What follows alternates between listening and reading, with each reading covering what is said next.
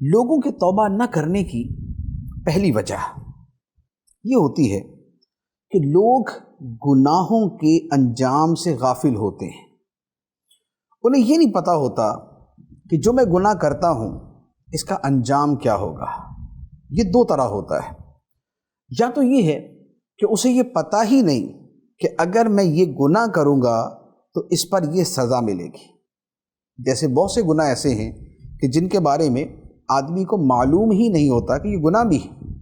جیسے آج کے زمانے کے اعتبار سے اگر غور کریں تو مثلا غیبت ہے۔ غیبت اتنی عام چیز ہو چکی ہے کہ اس کے گناہ ہونے کا احساس ہی نہیں ہوتا۔ یا بعض لوگ غیبت کرتے ہیں اور یہ کہتے ہیں کہ میں غیبت تھوڑی کر رہا ہوں، میں تو سچ بول رہا ہوں کہ اگر میں کسی کی برائی بیان کر رہا ہوں تو یہ تو واقعی اس میں ہے تو میں بیان کر رہا ہوں۔ حالانکہ غیبت اسی کا نام ہے کہ کسی میں موجود برائی جس کا وہ اظہار پسند نہیں کرتا وہ برائی لوگوں کے سامنے بیان کی جائے۔ تو اب یا تو یہ ہوتا ہے کہ گناہ کا پتہ نہیں ہوتا یا گناہ پر وعید کا پتہ نہیں ہوتا، کہ یہ تو پتہ ہے کہ چلے غیبت گناہ ہے، لیکن یہ نہیں پتہ کہ غیبت کتنا بڑا گناہ ہے۔ اس کے بارے میں اللہ تعالیٰ نے کتنی سخت وعید بیان فرمائی، احادیث طیبہ میں اس پر کس قدر عذاب کی وعیدیں بیان کی گئی ہیں۔ غیبت کرنے کو قرآن مجید میں اپنے مردہ بھائی کا گوشت کھانے کے برابر قرار دیا، اور احادیث طیبہ میں بھی اس کے بارے میں بڑی سخت وعیدیں وارد ہیں۔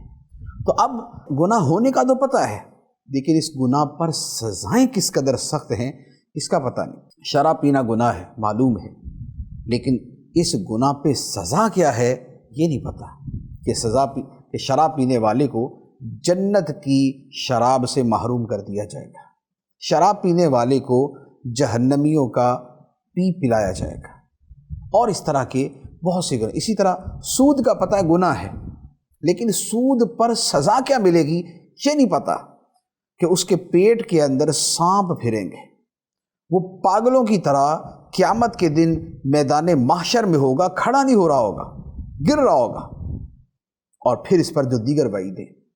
تو گناہ کی سزا کا پتہ نہیں۔ اور دوسرا یہ ہے کہ بعض اوقات سزا کا بھی پتہ ہوتا ہے پھر بھی بندہ گناہ نہیں چھوڑتا۔ کیوں؟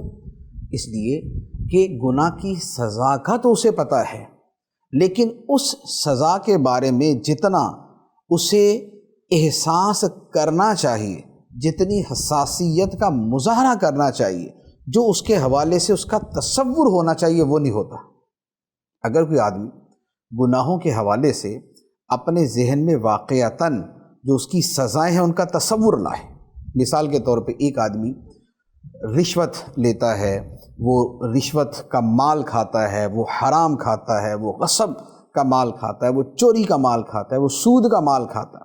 اب اگر اس کے بارے میں وہ یہ تصور کرتا ہے کہ مجھے اس گناہ کی وجہ سے جہنم میں ڈال دیا گیا اور جہنم کی آگ مجھے جلا رہی ہے اور میں اس سخت عذاب میں مبتلا ہوں اور میں اس کے اوپر چیخ رہا ہوں، واویلا کر رہا ہوں، تو اب اگر اس تصور کو آدمی تھوڑا سا اپنے اوپر طاری کرتا ہے تو اب گناہ کے حوالے سے جو غفلت ہے وہ نکل جاتی ہے۔ گناہوں کے انجام سے جو غفلت ہے، اس غفلت کو دور کرنے کا طریقہ یہ ہے کہ بندہ قرآن و حدیث میں مذکور گناہوں کی سزاؤں کا مطالعہ کرے، اس کے حوالے سے کوئی بیان سنے، کوئی تقریر سنے، اور مزید اس کے ساتھ اسے زیادہ مؤثر بنانا ہو تو پھر طریقہ یہ ہے کہ اپنے آپ کو ان سزاؤں سے گزرتا ہوا محسوس کرے، تو اب توبہ کرنا آسان ہو جائے گا۔